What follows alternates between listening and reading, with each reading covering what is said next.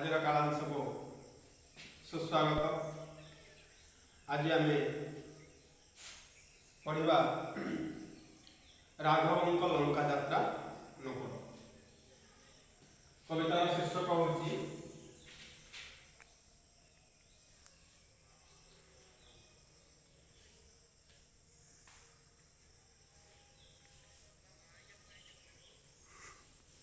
राघवंक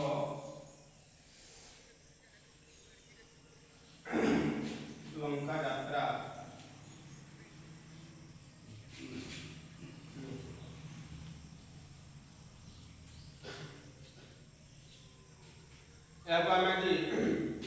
चारोटी पर्याय आलोचना करवा।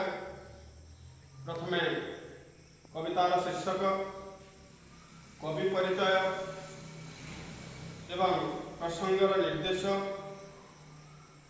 कविता आलोचना।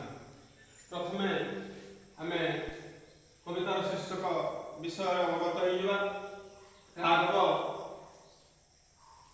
राघव कहले रामचंद्र, अज, दशरथ, मनु, दिलीप। ये जो रघु नाम जन राजा थिले, तांकर नाम अनुसार भगवान रामचंद्र वंश को रघुवंश कहुए। रामचंद्र होती रघुवंशर मौड़मणि, तेणु राघव रामचंद्र कहुई। लंका लंका हूँ रावणर राज्य। यात्रा अनुकूल, यात्रा आरंभ। रामचंद्र लंका यात्रा अनुकूल वा आरंभ। यार कवि होती उत्कल जननीर चिर चमकप्रद वीर वरेण्य संतान मानक मध्य स्वीय सारस्वत साधन समुद्भाषित करिଥିବା काव्य जगतर अपूर्व बिंधाणी कवि सम्राट उपेन्द्र भंज। कविवर वीरवर उपेन्द्र भंज, कविकुल केशरी उपेन्द्र भंज, मंगराज उपेन्द्र भंज, यही कविंकर अनेक उपाधि रही। तेणु यार कवि होती कवि सम्राट उपेन्द्र भंज।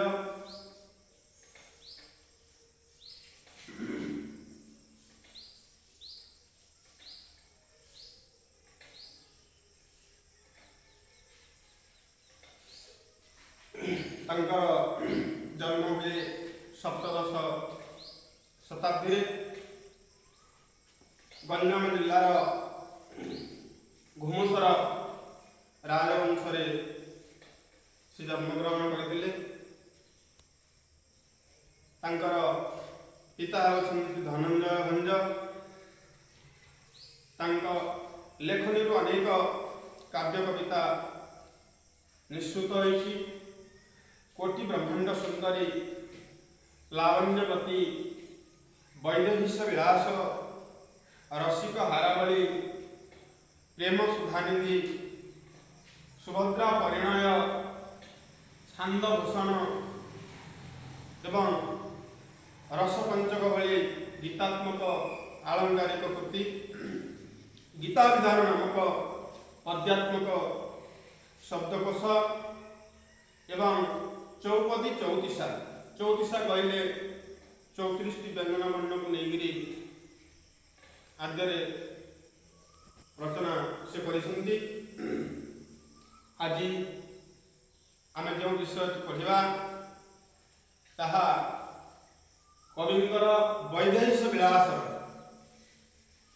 40 छंदरू आसी। वैदेहिश विलास ब आद्यक्षर कवि रचना कर। वैदेहिश विलास 52 छंद विशिष्ट 40 छंदरू आसी। सीता को उद्धार करने समय कथा ए वर्णना कर तथा उपेन्द्र भंजन अलंकार प्रियता, शब्द संयोजन कौशल, समाज प्रति नीतिनिष्ठ वार्ता कवितार लक्षणीय वैशिष्ट्य ताहले आमे कविता को जीवा। बलिला राघव आशा सीता प्रापति रे विचारिले सिंधुपति जीवा पर्वत रे दे। बलिला राघव आशा सीता प्रभाती रे राघव रामचंद्र पूर्व मान समर्थन कही भगवान रामचंद्र अन्य नाम राघव। तेणु रामचंद्र आशा बनी सीता को प्राप्ति करने। प्राप्तिर गद्य रूप हूँ प्राप्ति। सीता को प्राप्ति करने रामचंद्र आशा बनी मन बनी। तेणु सी लंका को यात्रा करने आरंभ कर माँ जगत जननी सीता रावण द्वारा अपहृत हो लंका से रही। तेणु लंका को जीवाक हेले समुद्र पारी होगा पड़े। तेणु समुद्र को किपरि पारी हेबे तेणु रामचंद्र विचार करिसंती कौन करिवे विचारिले सिंधुपति जीवा पर्वत रे दे। सिंधुपति सिंधु अर्थ सागर महधि समुद्र उपकार। तेणु समुद्र अनेक नाम रही रत्नाकर। तेणु सिंधु को पर्वत पति जावाई से विचार करिसंती। पर्वत कहले पथर खंड व शिलाखंड बा बड़ बड़ पर्वत को सी सिंधु रे पति जावाई लंका को विचार करिसंती। बुड़ी गला पकाइले कपि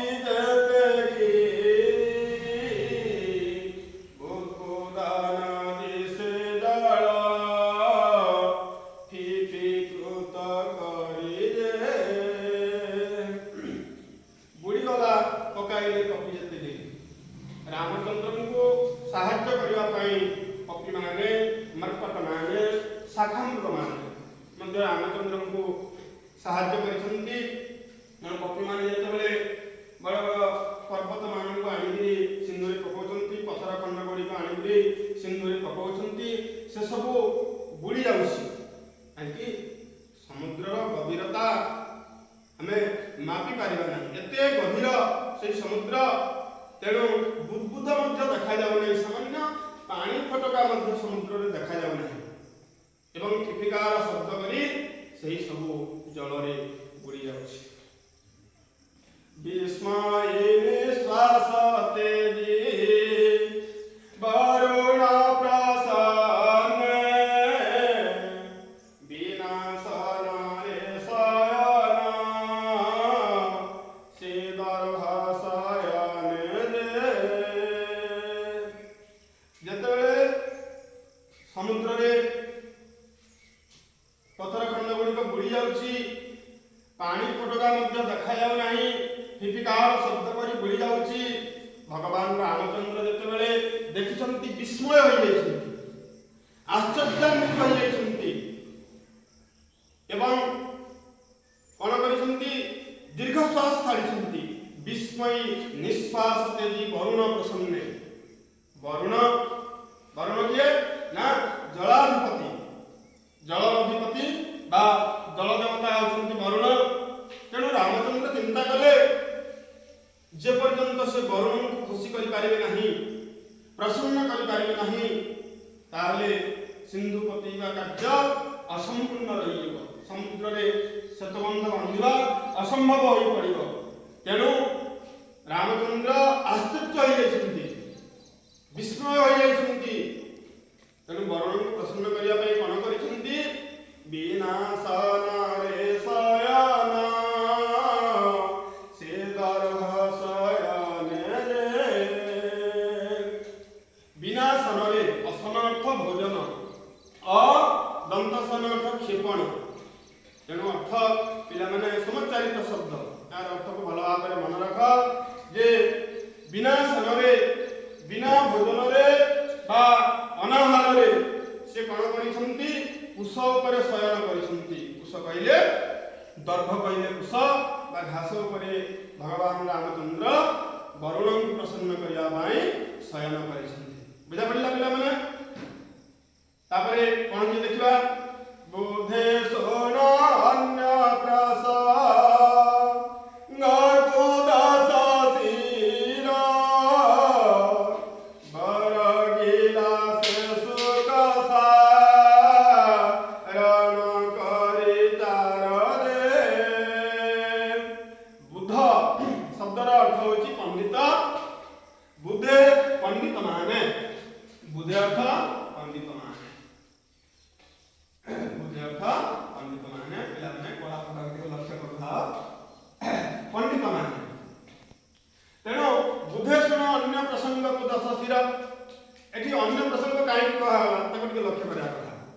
एपटे रामचंद्र लंका को जीवाई बानर सेना साहाଯ୍य सिंधु पोतुंट।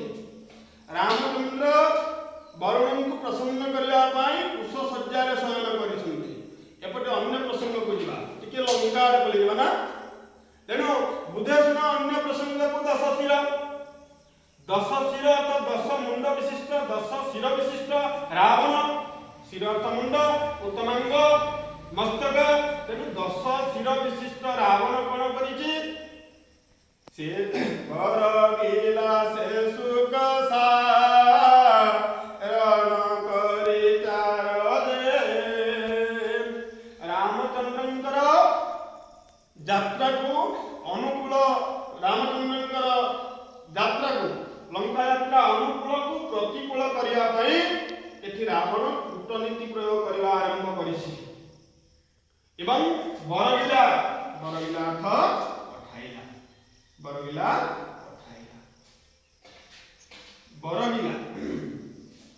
पठाइला से सुख सारण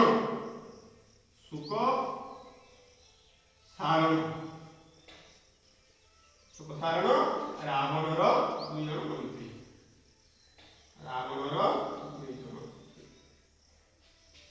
दुई जन विश्वस्त मंत्री पिलाने रावणर 2 जन मंत्री नाम से सुख सारण को कौन करिछि दूत रूप में प्रेरण करिछि।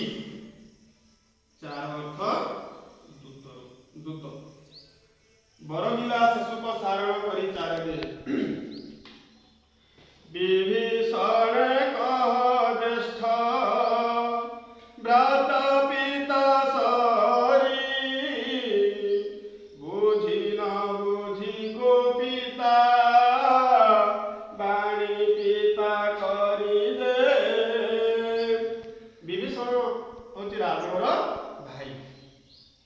रावणर भाई होचंती विभीषण।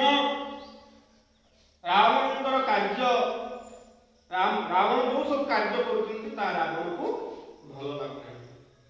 तेणु विभीषण कौन करिछंती निज बड़ भाई को छाड़ी सी रामचंद्र पटरे अछंती। तेणु रामचंद्र को साहाय्य करुछंती। तेणु से कूटनीति प्रयोग करिछि सुख सारण को दूत रूप में प्रेरण करिछि। विभीषण को से कौन कहिबे ना विभीषण कह ज्येष्ठ भ्राता पिता सरी बुझि न बुझि को पिता बाणी पिता करी। विभीषण कहब ज्येष्ठ भ्राता पिता सरी अर्थ सदृश बा सम सरी अर्थ सदृश।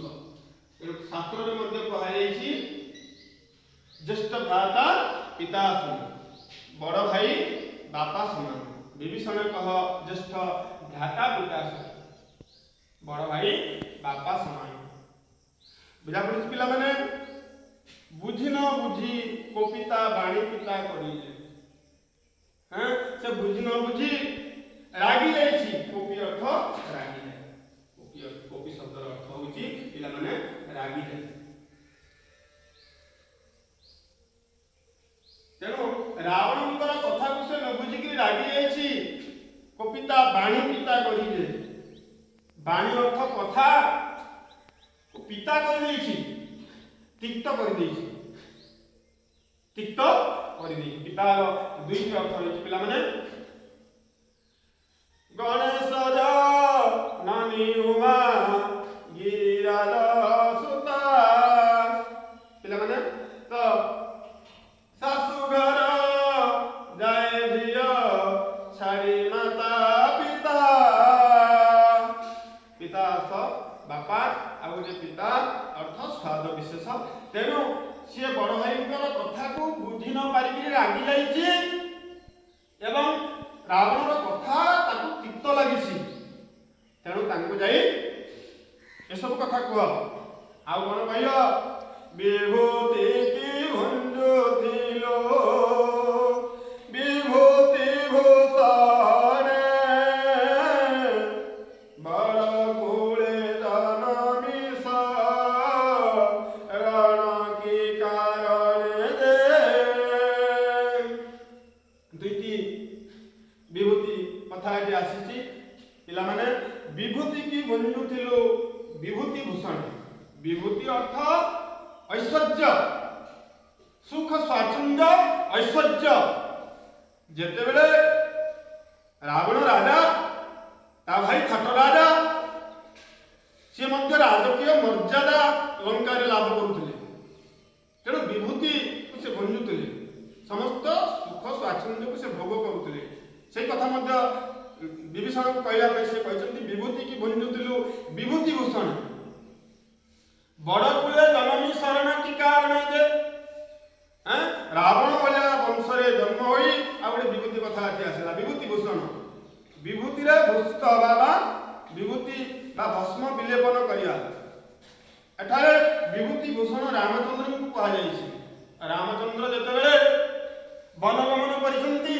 जटाजट परिधान करिसंती शरीर रे विभूति बोलिसंती तेणु रावण भलिया वंशरे जन्म होई सामान्य गोटे वनचारीर आश्रय नवा ताहा उचित नुहे शोभनीय नुहे अत्यंत निंदनीय कार्य यही कथा मैं विभीषण को जाई कह एवं ताकू फेरई आनी रावण सुखसारण माध्यम वार्ता प्रदान करिछि बोल अंगद को पिता शत्रु भक्ति पुण्य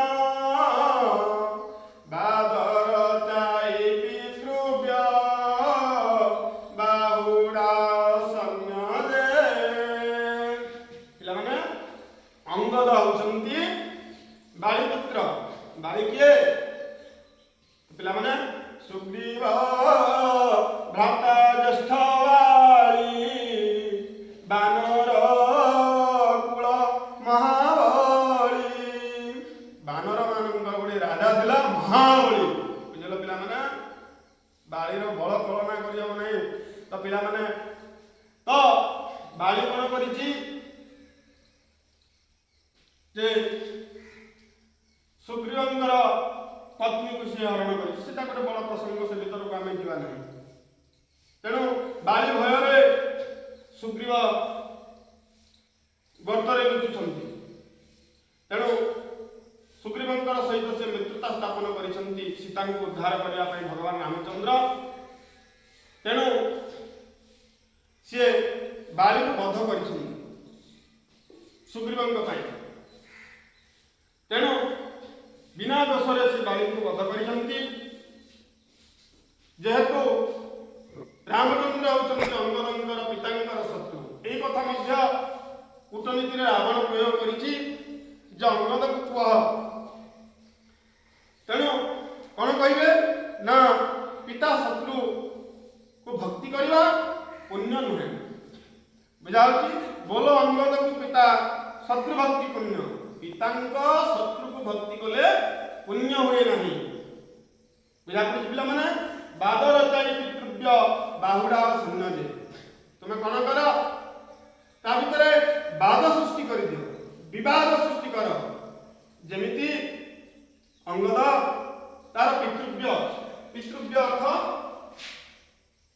बापा को सान माने पितृव्य शब्दर अर्थ होची बापा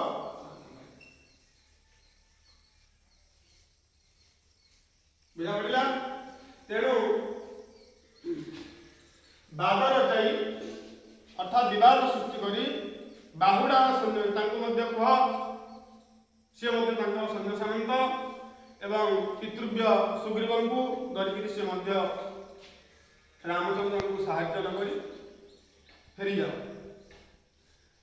बुझा पड़ी पिला मैंने बिहाय से बिहारी सा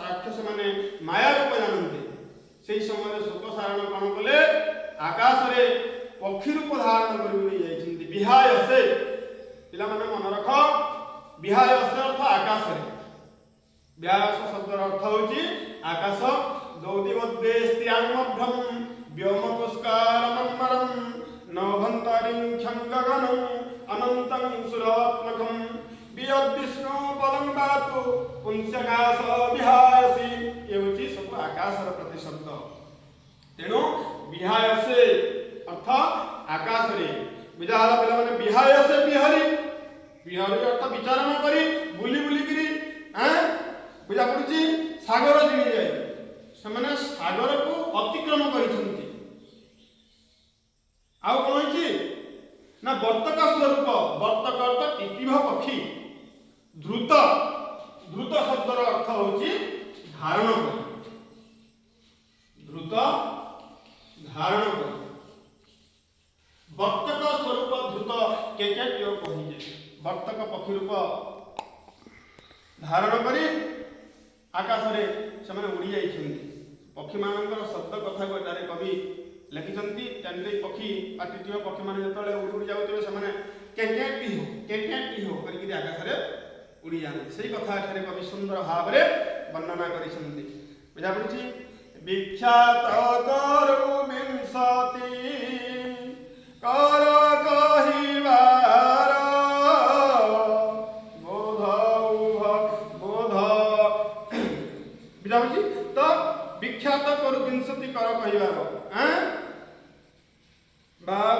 बुझा पड़छि तो बोध उभय भय रे पलाई सब कर जे समाने कोन करिसंती विख्यात करिसंती प्रकाश करिसंती विख्यात करु विंशति कर कहिबार विंशति कर विंश अटे जार कथा रावण को ठारे कहै कि विंशति कर रावण कोन विंश हात विशिष्ट तो रावण रो 10 शिर बोली कहै होछि पिला माने निश्चित भाव तार 20 टी हाथ थेबो ना तेणु विख्यात करु विंशति कर कहिबार रावण कहिदिबा कथा को समान प्रकाश करिसंती विख्यात करिसंती बुझाला बोध उभय भय रे पलाई सब कर जे बोध अर्थ बुझी जाई कि समाने भय रे उभय अर्थ सुख एवं सारण भय रे पलायन करिसंती सत्पर शब्दर अर्थ होची सिंह जने सत्पर शब्दर अर्थ होची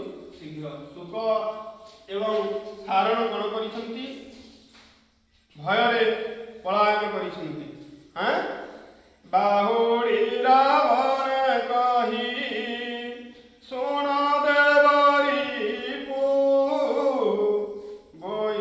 बोइलानु जदिवी सीतांकु समर्पु जे बाहुड़ी रावण कही सुन देवरी पु बाहुड़ी अर्थ फेरी आसी बुझाला कही सुन देवरिपु देवरिपु देवतांकर रिपु षष्ठी तत्पुरुष समास षष्ठी तत्पुरुष समास देवरिपु देवता मानकर रिपु रिपु शब्दर अर्थ कोन शत्रु अरि बैरी अराति तेणु देवरिपु अर्थ देवता मानकर शत्रु थिला रावण तेणु रावण कहिसंती कोन कहिसंती बोइला अनुज जीवी सीता को समर्पु जे आमे गतबेले विभीषण को फेरे आनिया पई आपण सब जहा कहिदिले आमे कहिलु तापर विभीषण कहिसंती मु जीवी अनुज अनुज अर्थ सान भाई बुझाला बोइला अनुज जीवी सीता को समर्पिजे। अनुज अर्थ तुम भाई विभीषण कहले मु लंका को जीवी किंतु गोटे कंडीशन रे जीवी, गोटे शर्त रे जीवी। रावण जदि सीता को ससम्मान रे रामचंद्र को समर्पण करिवे ताले मु निश्चय लंका को जीवी। बुझाला बंचिलो अंग दे अंग देवारो की धार में भद्राघात तल सब प्रहारी लाव्य में दे। आ मध्य कहते अंगद कौन कहते से कथा मध्य कहते बंचिलु अंग दे अंग देवार की धर्म अंगद अंग हानि को आम रक्षा पाई जाइछु। बंचिलु अंग दे अंग देवार की धर्म क्यों धर्म रे आम रक्षा पाई। बंचिलु अंग दे अंग देवार की धर्म वज्रघात तल सम प्रहारी लाभ्य में। वज्रघात सम तल अर्थ चापुड़ा पिला तल शब्दर अर्थ होची चापुड़ा। जितेबाला अंगद को यही सब कथा कहीचु अंगद कौन करछंती ना वज्रघात सम चापुड़ा प्रहार करछंती ब्रह्म अर्थ आकाश। पिला माने बंचिलु अंगद अंग देवार की धर्म वज्रघात तल सम प्रहारी जमे। हां बाजी थिले चुन्न बापा ताले बाजी थीबा विंध्य भानु तोसी हेले बंचाई दैव दे। बाजी थिले चुन्न बा पाताले भजिथु। बुझाउछ पिला माने बाजी थिले आमे चूर्ण हो जाई थंतु पाताल रे प्रवेश करी जाई थंतु। बाजी थिले चूर्ण बा पाताले भजिथिबा विंध्य भानु तोसी हेले बंचाई दैव। विंध्य भानु अर्थ एक पर्वतर नाम। विंध्य पर्वत मध्य पातालगामी हो जाई थंता। बुझाउछि बाजी थिले विंध्य बुझाउछि बाजी थिले चूर्ण बा पाताले भजिथिबा विंध्य पर्वत रे जदि मध्य बाजी थंता ताले चूर्ण विचूर्ण हो जाई थंता विंध्य पर्वत। बुझा पड़ि पिला माने हैं विंध्य भानु तोसी हेले बंचाई दैव जे। विंध्य पर्वत होउछि सूर्यंकर शत्रु। पर्वत जोटी थिबा सूर्यंकर किरण ठीक भाव में आलोक पड़ी पारिबो नाही। तेणु पर्वतर शत्रु सूर्यंकर शत्रु होउछंती पर्वत। तेणु विंध्य पर्वत जदि पातालगामी हो जाई थंता चूर्ण हो जाई थंता सूर्यदेव खुशी प्रकट करी थांते तोष प्रकट करी थांते। ए कथा सुखसारण रावण निकट रे कहउछंती। बल केते भलो बोले जेते शंख से ही भारी राशि रे दमित तेते शंख नाही जे। रामचंद्र सुखसारण को पचारुचंती जेतबेले सुखसारण लंका को यात्रा करिसंती शत्रुर समस्त संवाद लेकिन से आसीसंती। रावण कूटनीतिर धुरंधर ना तेणु से पचारुचंती राम तांकर बल केते बुझा होची बल केते बोलू जते संघ सही तांकर बल विषय पराक्रम विषय पचारिचंती। तेणु ए कथा निहाती जानिबा दरकार। जेतबेले आमे जनक सहित युद्ध करूछु ता पराक्रम विषय जानिबा कथा ना नहीं पिला बोले न जानी समुद्रर गति हस्ते मंथई बुढ़ामती। समुद्र मंथन करने को हेले बुझा पड़ती ना बासुकी सर्प को रज्जु करा जायतिला समय पर्वत को माने दंड करा जायतिला। आम समुद्र को जीवा हाथ में मुठा लाभ कि तो कहवार तात्पर्य है जब युद्ध करूछु ताहले शत्रुर पराक्रम विषय निहाती जानवा आवश्यक। तेणु रावण जानिया चेष्टा कर पचारि तार बल केते रामचंद्र संख्या केते हां बुझा पड़ी पिला माने बल केते बोलू तते बुझालो जे जते शंख सही सुख सारण कहिसंती बारी राशि रे जनित तेते शंख नाही जे समना कहिसंती जे तार सैन्यबल अपरिसीम पिला माने शंख शब्दर अर्थ आदि दुईटी कथा हमें बुझिबा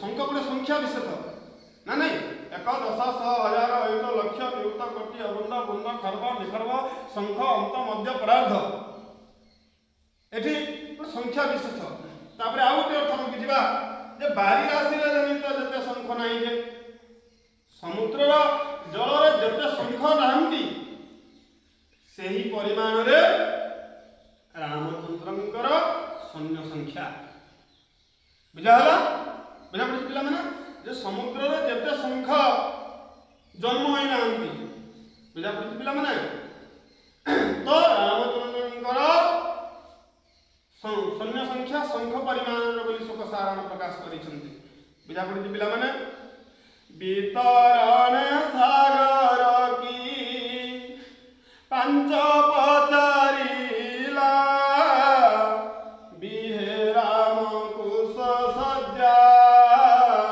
प्रत्युत्तर देला तो पिला माने वितरण सागर की पंच पचारिला वितरण तो पारी हेबा पई की उपाय बोली पचारिछंती रावण समुद्र को पारी हेबा पई की उपाय करूछंती पांच शब्दर अर्थ होची उपाय वितरण अर्थ पारी हेबा पई पांच अर्थ उपाय वितरणे सागर की पांच पचारिला बुझाउची बिहे राम कुश सज्जा प्रत्युत्तर देला जे बिहे अर्थ विधान करे बुझाला कुश सज्जा प्रत्युत्तर देला सुख सारण कहिसंती जे रामचंद्र लंका को आसीबा पई सेतुबंध जेतले बांधिसंती सेही सबु पत्थर खंड गुड़िक जल रे बुड़ी जाइछि तेणु सी वरुण को प्रसन्न करिया पई कुश आसन रे बा कुश ऊपर अनाहार रे शयन करिसंती एही कथा सुख सारण रावण को कहउसंती बुझा पड़छि पिला माने विरस को मंद करी मंद हसरन बोले की करिबा रे हीन पराक्रम दे विरस विरसर विपरीतार्थ बोधक शब्द होची सरस रावण एही सब सुनिला पर ता मन रे विरस आसी जाइथिला हैं अरे शंख परिमाण रे सैन्य तेणु ता मन विरस एही सब जानिबा परे से सरस हो गला विरस को बुझाला मंद करी मंद आसरन विरस भाव ता थारो दूरे जाइछि एवं मंद आसरन अल्प हस देछि मंद अर्थ बुझाला स्मित हस मंद हस कहले स्मित हस मंद अर्थ खराब आ गोटे मंद अर्थ माने धीर हाथी की मंद मंद चालुछ तो धीरे धीरे चालुछ तो पिला माने विरस को मंद करी मंद हास रावण टिके मंद हास आसी एवं कोन कहिछि बोले की करबा रे हीन पराक्रम जे हां रामचंद्र कोन करबा रे हीन पराक्रम रे मांकड़ मान को धरिकरी सेतुबंध बांधुछि सेतुबंध बांधि पार नाही वरुण को प्रसन्न करिया पई हां घास ऊपर शयन करी नर बानर तमर भक्ष्य वस्तु हां एरे हीन पराक्रम रे रामचंद्र मोर कोन करबो पिला माने आज समय हो परवर्ती कालांश आम प्रश्नोत्तर आलोचना करिया। धन्यवाद।